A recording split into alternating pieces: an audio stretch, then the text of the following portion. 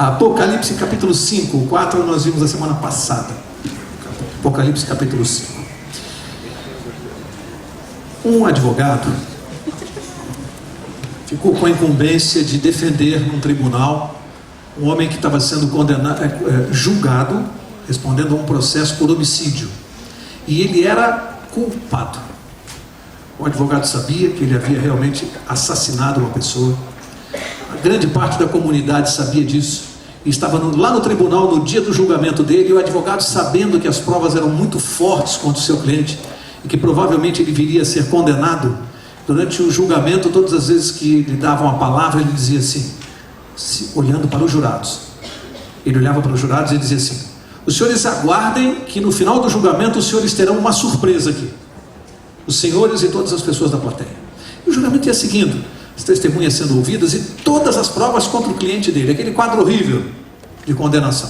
Lá no final do julgamento, quando foi dada a palavra ao advogado de defesa, ele começou a fazer a sua sustentação oral, defendendo o seu cliente, os jurados prestando atenção, o juiz também, todas as pessoas que lotavam o auditório do tribunal.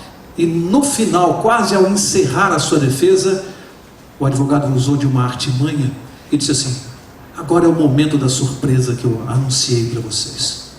Vocês estão acusando o meu cliente de ter matado uma pessoa. E vocês vão se surpreender, porque dentro de 30 segundos vai entrar por aquela porta a pessoa que vocês dizem que foi assassinada por ele. Todo o auditório virou de costas para a porta. E o advogado começou a olhar no relógio. Ele deu 30 segundos. E todas as pessoas viradas para lá olhando, e passaram-se os 30 segundos e ninguém entrou pela porta. O advogado olhou para os jurados, olhou para a plateia e disse assim: todos vocês olharam. Sabem por que olharam? Porque tiveram dúvidas. Se tivessem certeza, convicção que o meu cliente havia assassinado esta pessoa, vocês não olhariam para a porta. Vocês só olharam porque ainda têm dúvidas. E há uma máxima no direito que na dúvida você não pode condenar. Os senhores não têm autoridade para condená-lo, porque todos tiveram dúvidas. É o que eu tinha a dizer. Os jurados se retiraram para o veredito, o juiz também, todos se recolheram, voltam, assentam-se no lugar, todo o tribunal esperando. O juiz vai ler então a sentença. E o juiz pede para todo mundo ficar em pé e diz assim: o veredito é culpado. O advogado ficou revoltado, tomou a palavra e disse: é um absurdo, excelência, é um absurdo. Todos aqui presenciaram, todos vocês tiveram dúvidas, todos olharam para a porta esperando a entrada daquela pessoa, todos os jurados olharam, inclusive o senhor, excelência, até o senhor olhou. E o juiz disse: é verdade, só uma pessoa não se virou e não olhou, o seu cliente. Assim é os olhos de Deus. Nada escapa aos olhos de Deus, nada. Nós podemos enganar com palavras, com sofismas, com o que quer que seja. Eu estou contando essa história porque esse é o tema central do assunto desta noite no capítulo 5 de Apocalipse. Nós vamos falar de juízo, de julgamento de Deus. E bem a propósito do tema, bem a propósito, há poucas horas atrás, há 2 horas atrás, chega a notícia para nós que o senador Renan Calheiros foi inocentado. E um dos senadores que fez a defesa dele mais veemente, o senador Almeida Lima, dá uma entrevista para a televisão e diz assim: a absolvição do senador Renan Calheiros foi uma vitória do povo brasileiro. E a gente tem que ouvir. Mas até quando vai ser assim? Até quando? Vai ser sempre assim? Vamos ver essa noite? Vamos ver se vai ser sempre assim, ou se Deus está reservando alguma coisa. Quem não trouxe a Bíblia, basta erguer a mão, porque lá atrás nós temos Bíblias e vamos fazer chegar até a sua mão, se você quiser acompanhar esse capítulo 5, onde nós vamos estudar verso a verso e observando e respondendo essa pergunta. Esse capítulo vai responder: vai ser sempre assim? Vamos ver juntos o que o livro do Apocalipse revela para nós a respeito desse assunto? Vamos ver. Apocalipse 5, verso 1, diz assim: vi na mão direita do que estava assentado sobre o trono um livro, escrito por dentro e por fora, selado com 7 selos. Para aqui. Aqui é preciso uma explicação. Aqui, quando o livro do Apocalipse fala em um livro, não é no conceito do que nós temos hoje de livro. O nosso conceito hoje de livro é isto aqui, né? É um livro, sim. Esse é o formato do livro no nosso tempo. Não era assim no tempo de Jesus e no tempo do Velho Testamento. Para eles, livro naquela época eram rolos de pergaminho ou de papiro. Rolos, eles chamavam de livros. Então, quando João tem a visão aqui do trono de Deus e na mão direita de Deus um livro com 7 selos, na verdade eram 7 rolos de papiro ou de pergaminho, 7 papéis assim enrolados, e cada um deles tinha um selo fechado. Então eram 7 selos, 7 rolos. Aqui a Bíblia começa a mencionar uma nova série profética com 7 profecias, 7 fases, 7 partes, cada uma selada. É disso que o livro está falando. Deus mostrou isso para João. E João olhou aquilo lá e ele, vocês vão entender na metade desse estudo, por que ele vai ficar impressionado, como nós vamos ver adiante. Ele entendia o simbolismo daquilo, como nós vamos entender hoje. O que aqueles 7 livros selados representavam no tempo de João? Tinha um simbolismo, uma representação muito forte, que não tem para nós hoje. Daí a importância de nós entendermos isso. Porque aquela visão era muito forte. E por que aqueles 7 livros selados na mão de Deus? É importante você entender, porque isso tinha a ver com uma coisa do povo de Israel e daquele tempo. Verso 2 diz assim: vi também um anjo forte bradando com grande voz. O que o anjo dizia? Olha a pergunta: quem é digno de abrir o livro e de lhe romper os selos? Vamos ler o 3 e o 4. E ninguém no céu, nem na terra, nem debaixo da terra podia abrir o livro, nem olhar para ele. E eu chorava muito. Eu disse que ele ficou muito impressionado. Ele dizia: eu chorava muito, porque ninguém fora achado digno de abrir o livro, nem de o ler, nem de olhar para ele. Aqui nós temos que entender por que aquela visão fez com que o profeta João começasse a chorar. Ele disse muito, copiosamente. O que significava no tempo dele, o que significavam aqueles 7 selos, 7 rolos fechados e selados, para que ele, ao ver aquilo na mão de Deus, o que o fez chorar? O que o fez chorar foi a pergunta do anjo. O anjo perguntou, um anjo forte, diz aqui, bradou em alta voz: quem é, qual foi a palavra que ele usou? Digno. Quem é digno de abrir o livro? E João começou a chorar ao reparar aqui a resposta no verso 3, que ninguém, nem na terra, nem no céu, nem debaixo da terra, poderia abrir o livro. Ninguém podia abrir. E aquilo tinha um significado forte para João, que ninguém pudesse abrir. A pergunta não é quem é capaz, não foi isso que ele perguntou. Ele perguntou quem é capaz de abrir o livro. Ele perguntou quem era digno. Tem um outro sentido muito forte aqui. Não era quem tinha capacidade. E a resposta que veio foi: ninguém, nem no céu, nem na terra, nem debaixo da terra. Opa, algo muito sério. Poderia tomar aquele livro da mão de Deus e abrir. Já vamos entender, porque eu preciso avançar nos versos para você poder entender aqui junto comigo. Agora veja o verso 5. Todavia, um dos anciãos me disse. Aqui diz um dos anciãos. Mas na quarta passada nós estudamos que eram quantos anciãos? 24. Estão lembrados? 24, presentes no capítulo 4. Aqui diz que um deles, um dos 24 anciãos, me disse. O que ele disse? Não chores, porque ele estava chorando muito. Olha, o leão da tribo de Judá, a raiz de Davi, venceu para abrir o livro e os seus 7 selos. Então vi no meio do trono e dos 4 seres viventes, e entre os anciãos, em pé, um cordeiro, como havendo sido morto, e tinha 7 chifres e 7 olhos, que são os 7 Espíritos de Deus enviados por toda a terra. Verso 7. E veio e tomou o livro da mão direita do que estava sentado sobre o trono. Para aqui, que agora nós vamos examinar cada um desses símbolos. Vocês sabem, o livro do Apocalipse é todo escrito em símbolos, e a cada quarta nós vamos desvendando os símbolos, porque eles são muito importantes para a compreensão. Então, o que aconteceu? João estava chorando, o livro na mão direita de Deus, os 7 rolos com 7 selos. Um anjo perguntou: que não havia ninguém digno. Quem é digno? Havia pergunta. E não havia ninguém nem no céu nem na terra que pôde se manifestar. Aí o outro anjo se aproximou de João, que chorava, e disse assim: não chores, o leão da tribo de Judá, a raiz de Davi. Dois apelidos dados a quem? A Jesus. Por que leão da tribo de Judá e a raiz de Davi? Olha, leão, vimos aqui que é o rei dos animais e o mais poderoso dos animais.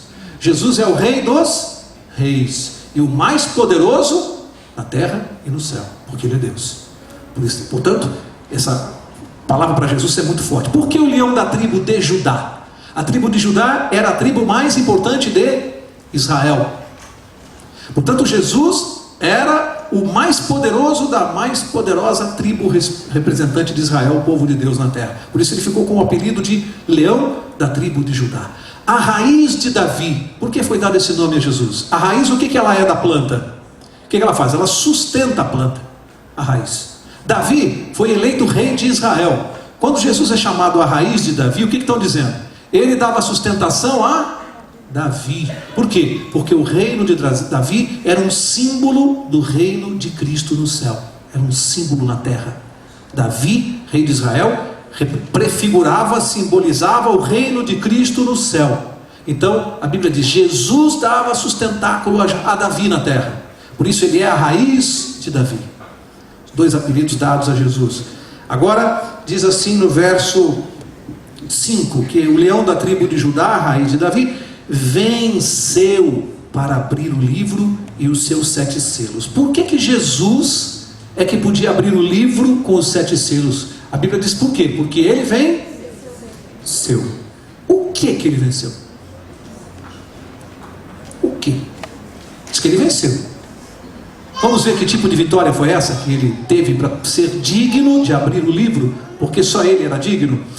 Ele venceu. Segue comigo no verso 6, que diz que eu vi no meio do trono e dos 4 seres viventes, entre os anciãos, em pé o quê? O cordeiro que foi morto. Ué, você viu um cordeiro morto que está em pé?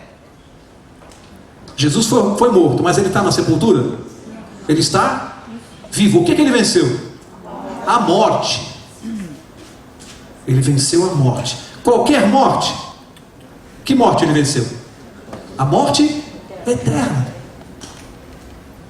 Venceu no lugar de quem? Nosso? Faz assim com o dedo. No meu lugar. Ele venceu a morte para mim. Ele pagou a pena no meu lugar. Não é no nosso lugar. No final desse estudo nós vamos ver isso aqui um pouquinho melhor. Vamos ver que esse negócio de nosso não funciona não. O assunto aqui é pessoal. Ele é vencedor porque ele venceu no meu lugar. Por isso ele é digno de me representar. E essa batalha, vamos ver um pouquinho mais adiante. Que batalha foi essa? Mas diz que esse cordeiro que estava de pé tinha o quê? 7 chifres e 7 olhos. Mais uma vez o simbolismo falando forte. O que representa o número 7 em profecia? Plenitude, perfeição. O que representa a palavra chifre em profecia? Chifre, quem está lembrado? Poder. Reino, poder. 7 chifres, plenitude de poder. Onipotência. Onipotência é um atributo de quem? 7 olhos. 7, perfeição, plenitude. Olhos, plenitude, perfeição de visão, de conhecimento. Todo conhecimento. 7 olhos, plenitude de conhecimento. Onisciência. Quem é que tem o atributo da onisciência? Deus. Então os 7 olhos, mas os 7 chifres diz que são iguais aos 7 espíritos de Deus. Onisciência, onipotência e toda a plenitude de Deus. Onipresença. Olha como os símbolos se explicam. Ele tem os 7 olhos, os 7 chifres e os 7 espíritos de Deus. Está falando de Jesus. Onipresença, onisciência, onipotência de Deus. Ele tem isso tudo com ele. E venceu no nosso lugar. Outro símbolo estava em pé. Ao final, vamos passar agora para o verso 8, que eu estou apressado para chegar no que é o centro do estudo. Esses símbolos são importantes, mas eu quero chegar aqui do 8 em diante, que é a parte forte do capítulo. Verso 8 diz assim: logo que tomou o livro, preste atenção nessa expressão. Logo que tomou o livro, os 4 seres viventes e os 24 anciãos prostraram-se diante do Cordeiro, tendo todos eles uma harpa e taças de ouro cheias de incenso, que são o quê? As orações dos santos. E aí o que aconteceu? E cantavam um novo cântico, dizendo: digno és de tomar o livro e de abrir os seus selos, porque foste morto, e com teu sangue compraste para Deus homens de toda a tribo, língua, povo e nação. Verso 10: para o nosso Deus os fizeste reino e sacerdotes, e eles reinarão sobre a terra. Aqui nós temos que explicar o centro do estudo dessa noite, que é a parte mais importante. Agora vamos explicar o livro, porque os selos, porque esse símbolo, porque João chorou. Veja, aqui é preciso entender um pouquinho de Velho Testamento e o que significavam os livros selados, os rolos selados para o povo de Israel. Não sei quantos sabem aqui, no tempo do povo de Israel, no tempo do Velho Testamento, não era permitido ao homem vender uma propriedade definitivamente, como é no nosso tempo. Hoje, se eu tiver uma terra, um sítio, uma chácara, eu posso vender para quem eu quiser. No tempo do Velho Testamento não era permitido vender terras. Por quê? Porque a terra que eu tenho aqui no céu é um símbolo da terra a terra que eu tenho aqui na terra é um símbolo da terra que eu vou ter E eu posso vender a terra do céu? Não. Era um símbolo, é uma bênção de Deus. Eu era mordomo, eu sou mordomo daquilo que Deus me deu. Então, na lei dos judeus, na lei de Israel, havia uma lei, um artigo interessante. É o seguinte: você só podia, se eu tenho uma dívida, eu quero pagar a minha dívida e preciso vender a minha propriedade para pagar a dívida, a lei da época dizia que essa propriedade só poderia ser vendida por tempo limitado. Qual era o limite do tempo? O ano do jubileu. O que era o ano do jubileu? De 7 em 7 anos, o povo de Israel comemorava o ano do jubileu, ou o ano do descanso, ou também chamado ano sabático. Então funcionava assim: eu vendia a minha propriedade, quando chegasse no final dos 7 anos, ou no ano do jubileu, automaticamente aquela pessoa tinha que devolver para mim, através de um herdeiro. Olha que coisa, ela não poderia ficar definitivamente com a minha terra, era lei. Significa que eu tinha que resgatar a minha dívida, eu tinha 7 anos para resgatar, senão de qualquer maneira o credor tinha que me devolver a terra. Como é que se fazia isso? Eram feitos os rolos em 2 vias, como se fala hoje, 2 vias, né? Naquele tempo eram 2 rolos. Um era selado com o sinete do vendedor, o anel dele, selava, fechava o rolo, ficava com ele. O outro era aberto, as testemunhas assinavam e conheciam, somente as testemunhas conheciam as condições da venda. Então, olha, eu devo 100 mil reais, eu vou pedir 3 anos para você para pagar, te transfiro essa terra, se eu tiver o dinheiro antes, você me devolve antes. Eu não era obrigado a esperar o ano do jubileu, eu poderia resgatar antes essa terra. Não eu, aí é que está interessante, a reaquisição tinha que ser feita por um parente próximo meu, ou herdeiro, não por mim mesmo. Tinha que ser um parente próximo ou um herdeiro, que tinha que ir lá fazer o resgate da terra. Era assim, e ficava selado o rolo. Ora, agora preste atenção no que Deus fez. Por que João chorou e por que ele entendeu isso? João foi conduzindo a cena do trono no céu, quando vai começar o julgamento. Paramos na quarta passada. De repente Deus, com 7 rolos selados, o que João lembrou?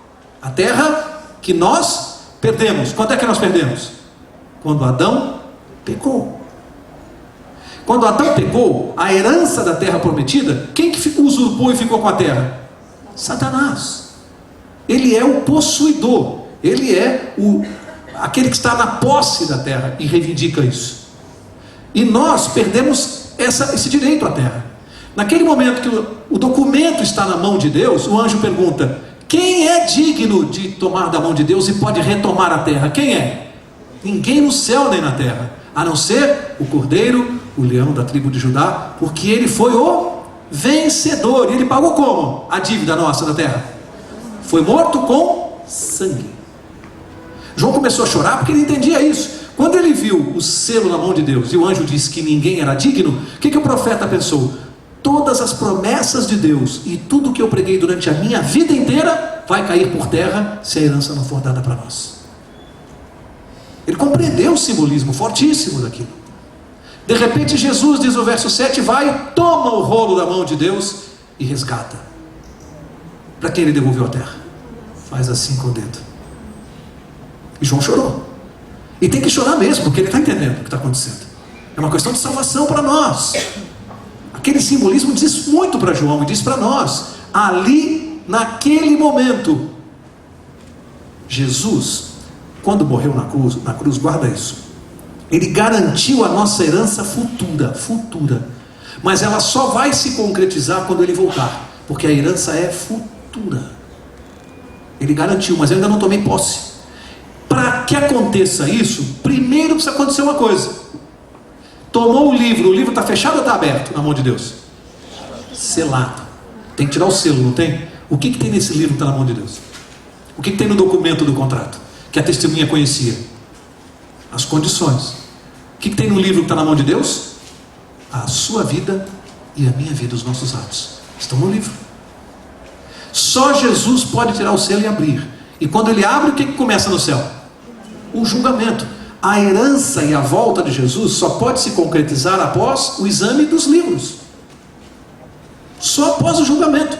As nossas vidas vão ser analisadas lá no céu, nesse tribunal que está armado, está montado, para que então Jesus possa trazer, executar a sentença. E agora eu vou explicar uma coisa que os advogados compreendem melhor. Todo julgamento, e vocês vão compreender porque isso é simples, todo julgamento, seja na justiça do céu ou da terra, é composto de 3 fases. Qualquer julgamento, sem uma das 3 fases, ele é nulo. Incrível que isso que a gente aprende na faculdade, e serve para mim hoje aqui, você vê na Bíblia valendo no céu, no julgamento de Deus, vale lá também. 3 fases do julgamento. Primeira, a fase investigativa. Qualquer processo, seja na terra ou no céu, tem que haver investigação, apresentação de documentos, defesa das partes, senão é nulo. Como é que alguém pode ser acusado sem se defender? Então no céu tem a fase investigativa? Sim ou não? Quando começou? 1800 e... Como é que eu sei? Nós sabemos pela profecia de Daniel, capítulo 8 e 9, 2300 tardes e manhãs. Mas aqui tem uma pista para nós. Lembram-se das 7 igrejas? Lembram-se do período quando começou a igreja de Laodiceia? Que ano? 1844. Exatamente aqui, quando nós estudarmos a partir de agora os 7 selos, nós vamos estudar na próxima quarta, você vai ver como uma profecia cruza com a outra. Nós estamos exatamente no período do início do julgamento no céu aqui. Exatamente no momento que Deus está com esse rolo na mão. Você vai ver que as profecias vão se cruzar. E o tempo, é impressionante a Bíblia. Portanto, o juízo investigativo já começou no céu no ano de 1844. Todos os livros foram abertos no céu e todos nós estamos sendo julgados. Todos nós. Alguém pode dizer, peraí, Mauro, mas eu ainda estou vivo, eu ainda não completei os meus atos aqui na terra. Deus precisa que você morra para completar seus atos? Lá nos livros do céu já está tudo registrado. Até o dia da sua morte. Nós já estamos em julgamento. Lá no céu. Juízo investigativo. Depois do juízo investigativo, vem a segunda fase do processo. Qual é? Sentença. Decisão, sentença. Dada a sentença, que é a segunda fase, qual é a terceira e última fase? Execução da sentença. 3 fases: investigação, sentença e execução. Nós estamos em que fase do processo hoje? Investigação, primeira. Quando Jesus voltar, qual é a fase que vai entrar? Sentença e execução para os salvos. E a execução para os que perderem a salvação, quando acontece? Depois do milênio. Perfeito o julgamento. Estamos na fase de investigação lá no céu. Os livros foram abertos e nós estamos sendo julgados. Verso 11. Antes do verso 11, marca essa página, não posso deixar de mostrar uma coisa para vocês. Antes do verso 11. Segunda carta aos Coríntios, capítulo 5. Vamos ver quem é que vai passar por esse julgamento. Segunda carta aos Coríntios, marca essa página aí do Apocalipse. Segunda carta de Paulo aos Coríntios, capítulo 5, verso 10. E diz assim, 2 Coríntios 5, 10. Eu vou ler. Diz assim: pois todos devemos comparecer perante o tribunal de Cristo, para que cada um receba segundo o que tiver feito por meio do corpo, ou bem ou mal. Quantos devemos comparecer perante o tribunal de Cristo? Quantos? Todos. Alguém vai escapar do tribunal de Cristo? Tem algum ser na terra que vai escapar? Não, a Bíblia disse todos. Ninguém vai escapar do tribunal de Cristo.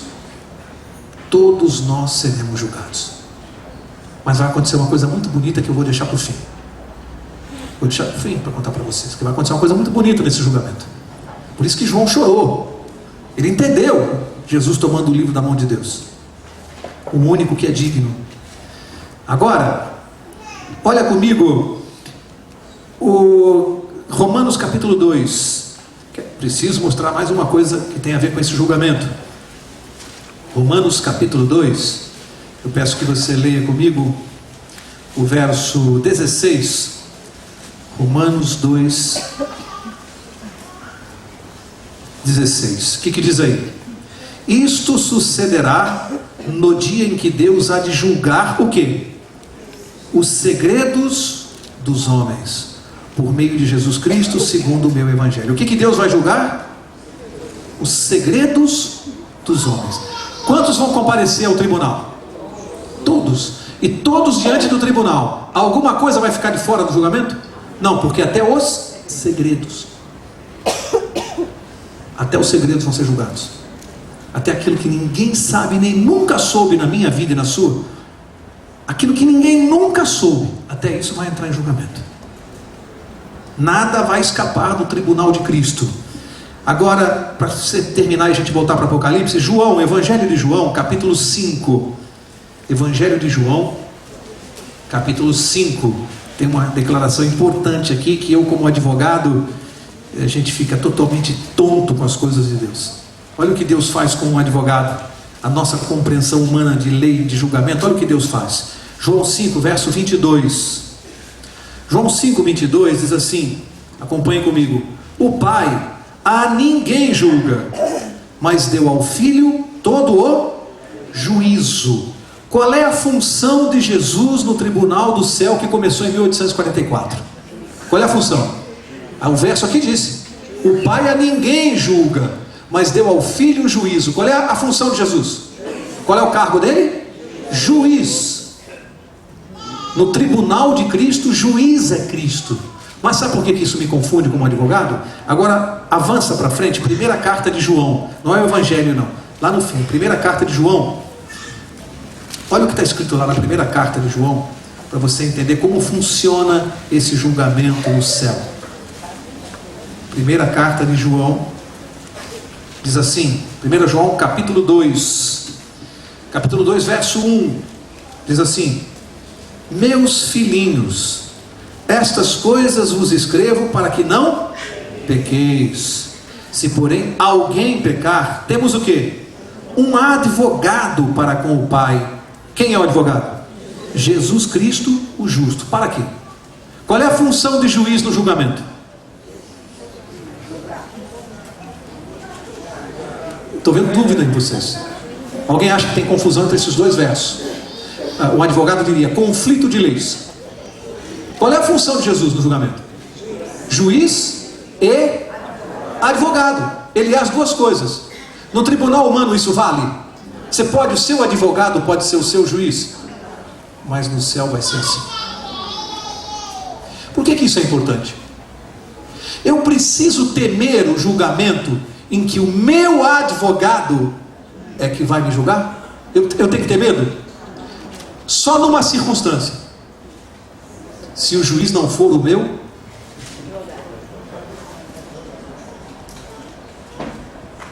o que eu preciso para que o juiz seja meu advogado? O que você precisa fazer para constituir um advogado? Dar uma procuração.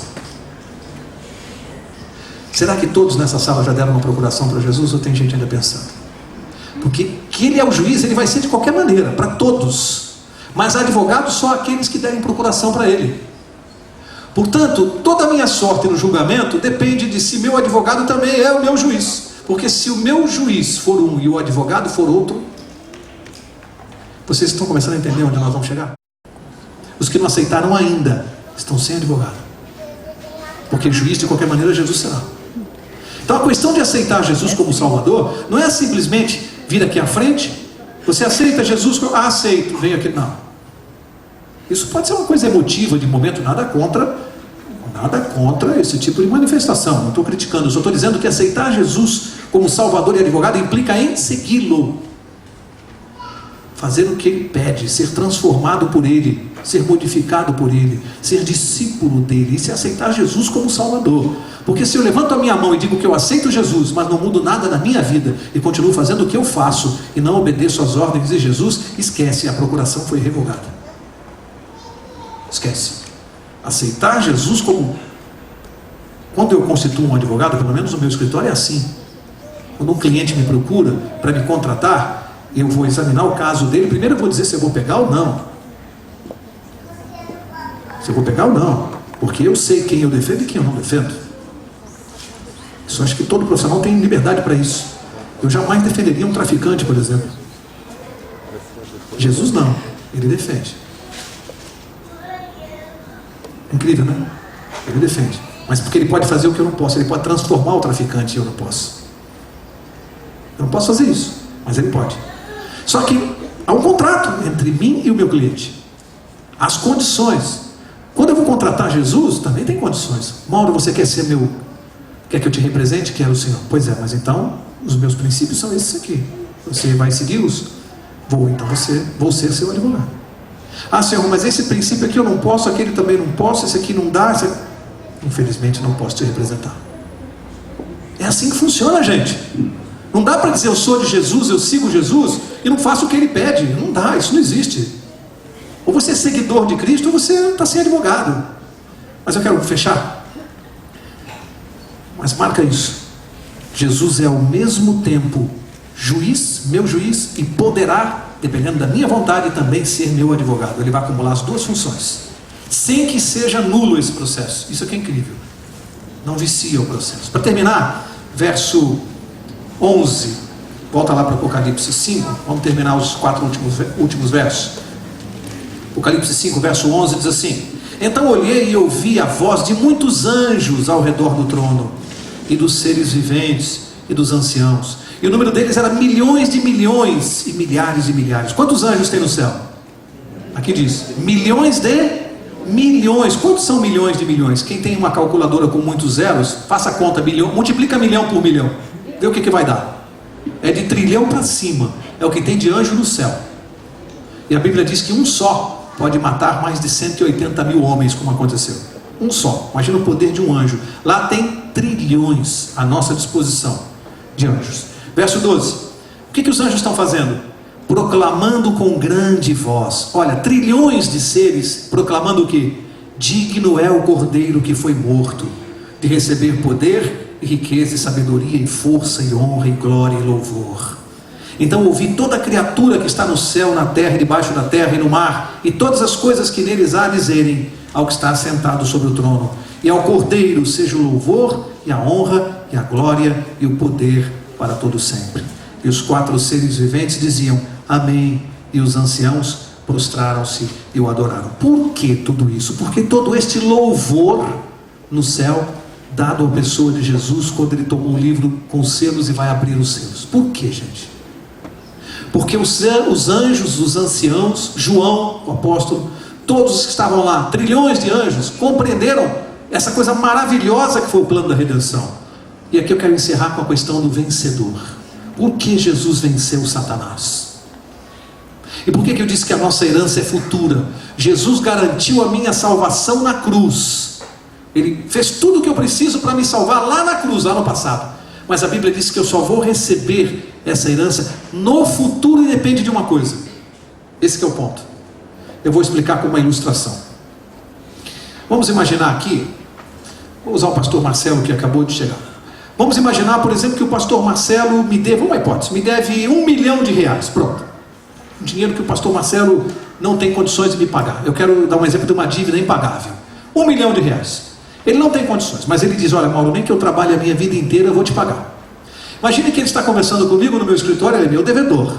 Imagine que entre um irmão dele, com quem ele não se dá, não é o caso do pastor Marcelo, é só um exemplo, um irmão com quem ele não se dá, e esse irmão diga assim, Mauro, quanto é que meu irmão te deve? Aí ele me deve R$1 milhão. Tá bom, então ele tira a carteira, faz o cheque de R$1 milhão, entrega na minha mão e diz assim, eu estou pagando a dívida do meu irmão. R$1 milhão, me dá o recibo. Agora eu vou fazer uma pergunta para vocês. Pensem bem antes de responder, porque tem uma conotação jurídica aqui, eu vou explicar.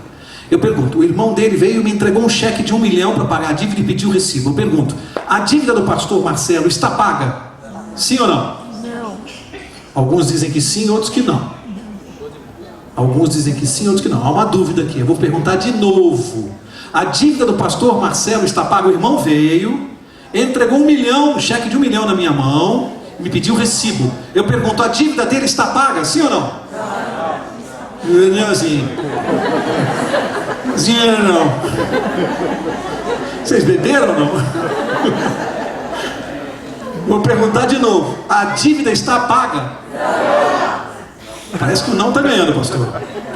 Bom, quem disse não acertou. Precisa ver se sabe o motivo correto. A resposta correta é não. Mas precisa ver se vocês sabem por que estão dizendo não ou se estão chutando. A dívida dele não está paga porque falta um requisito. Falta um requisito. E agora eu vou explicar por que falta um requisito. Veja, o irmão dele me deu um cheque de 1 milhão, me pediu o recibo, eu fiz o recibo. Então a resposta mais óbvia seria que a dívida está paga. A resposta óbvia. Mas não é assim por quê? No momento seguinte, o pastor diz assim: Mauro, eu não me dou com o meu irmão, não aceito nada dele, não aceito que o meu irmão pague a dívida por mim. Ainda que eu tenha que trabalhar toda a minha vida, eu vou pagar. Você, por favor, devolva o cheque dele. Aí o pastor pega o cheque e rasga na minha frente. Eu digo, não aceito que ele pague a minha dívida. Eu não quero nada do meu irmão. Isso acontece muito em questão familiar. Pergunta, ele rasgou o cheque e não aceitou. A dívida está paga? Por que não está paga? Porque aqui é uma questão jurídica. Porque o devedor não aceitou. Uma dívida para estar quitada é preciso que o devedor concorde. É o chamado aceite do devedor. O devedor precisa aceitar que terceiro pague por ele. Se o devedor não aceita, a dívida não está paga, porque ele continua me devendo, ele não aceitou o pagamento, a quitação. Agora, pensa comigo. Jesus foi à cruz e morreu no meu lugar. A dívida está paga? Sim ou não? Não. Está paga ou não? O que falta? Que o devedor... E tem gente pensando. Tem gente pensando para decidir se aceita ou não. É uma questão de salvação eterna. Esta aceitação constitui a procuração para Jesus. É no momento que eu aceito e o sigo, aceito e me transformo em discípulo, neste momento no céu a dívida está paga. Aí no momento que Deus está com o livro, e João está olhando, e Jesus toma o livro da mão de Deus, e ele vai tirar o selo. Por que os anjos estão cantando alegres e João chorou?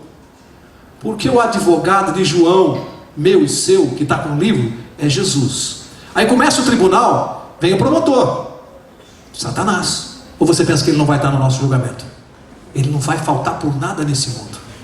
Ele é o acusador. A Bíblia diz, ele é o acusador. Ele vai chegar e diz assim: autos processo número 2.514.000, Mauro Braga. Pronto, fico eu em pé no tribunal. Aí vai lá Satanás: este pilantra, safado, vou contar para o senhor o que ele fez. E vai começar a contar minha vida lá. E eu vou ter que esconder o rosto, né? Vou ter que esconder o rosto. E ele vai começar a contar. Aí chega a vez do meu advogado.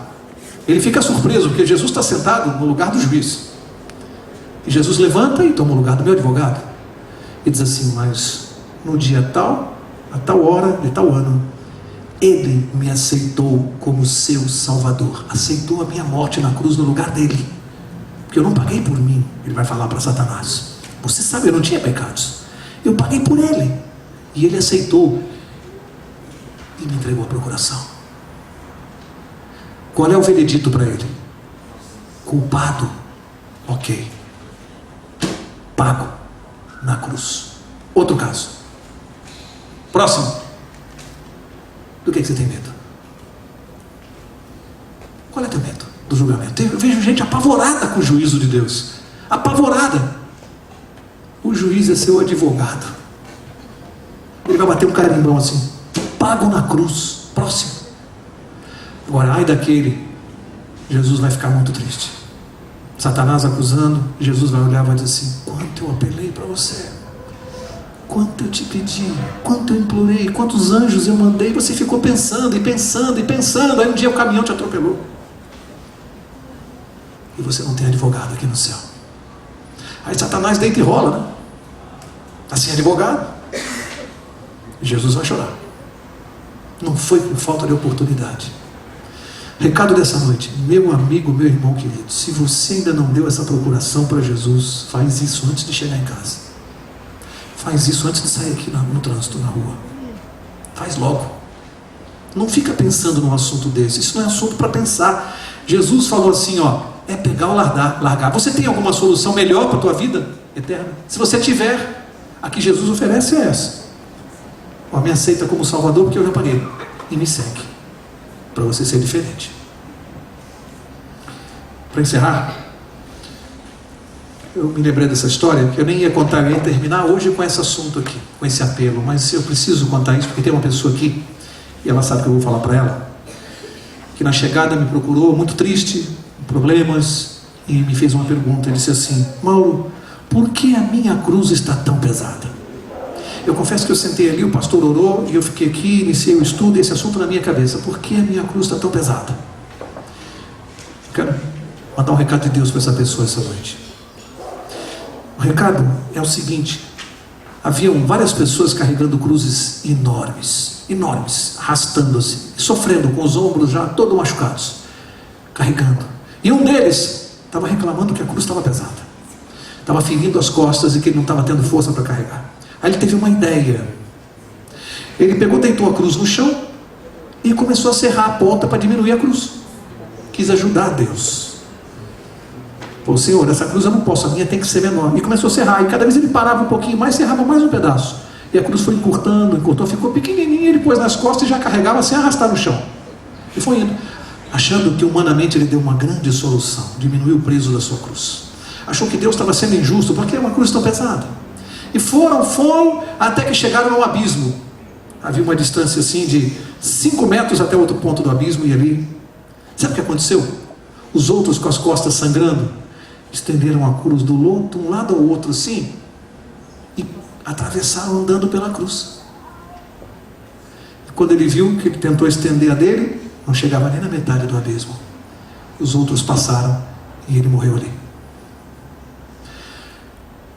Pessoa querida que me procurou essa noite, Deus sabe exatamente o tamanho da tua cruz. É o tamanho suficiente para você se salvar. Não corta a ponta e não reclama com ele que um dia você vai passar vergonha. Carrega. Deus sabe o tamanho que cada um de nós pode carregar. Sabe exatamente o peso e o tamanho. Se a sua cruz está pesada, pode ter certeza, lá na frente ela vai te salvar. Que Deus te abençoe. Na próxima quarta, que você possa estar aqui para nós estudarmos o capítulo 6. Que Deus te abençoe. Eu vou pedir ao pastor Marcelo para encerrar com a oração.